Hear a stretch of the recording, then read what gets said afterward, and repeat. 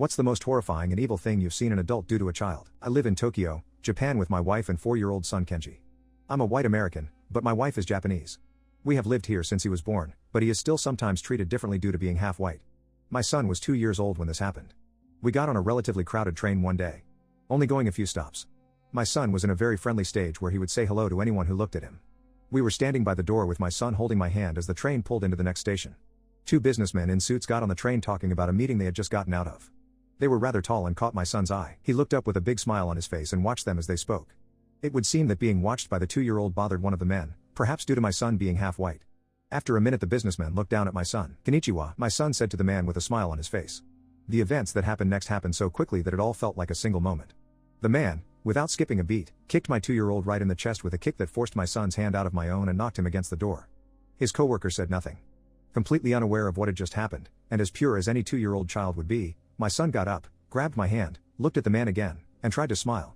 It was at this moment that I tried to pick up my son and get away from the man, but before I could do this, the man moved in and kicked my son again with even greater force.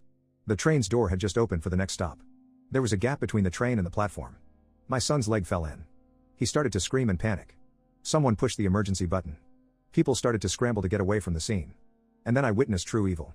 Both the man and his coworker were laughing hysterically at my toddler son stuck between the train and the platform.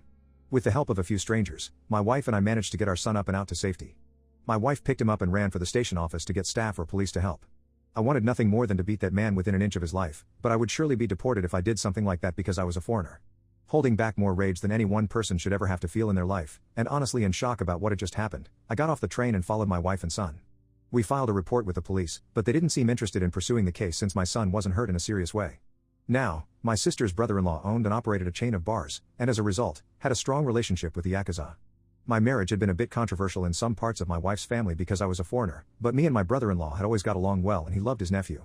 When me and my wife told him about what had happened, he just told me he would handle it. I didn't ask any questions.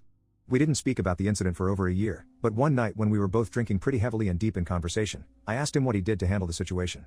He proceeded to tell me, in Japanese, "Well, you told me he kicked little Kenji, and my associates decided that he should never be able to do that again, so they broke both of his legs."